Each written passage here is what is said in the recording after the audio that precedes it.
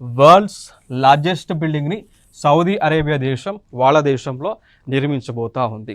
మరి దాని యొక్క డైమెన్షన్స్ మనం చూసాము అనుకోండి, 1300 అడుగుల ఎత్తు హైట్ అండ్ 1200 అడుగుల వెడల్పు విడ్త్తో సో ఈ యొక్క బిల్డింగ్ని కన్స్ట్రక్ట్ చేయబోతా ఉంది.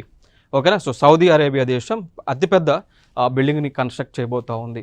కారణం ఏంటి అంటే ఈ దేశంలో టూరిజం సెక్టార్ని డెవలప్ చేయాలనేటువంటి ఒక ఆలోచన చేస్తూ ఉన్నారు అండి. టూరిజం సెక్టార్ని ఎందుకు డెవలప్ చేయాలనుకుంటున్నారంటే ఈ దేశానికి వివిధ దేశాల నుంచి ఫారినర్స్ అనేటువంటి వస్తూ ఉన్నారు.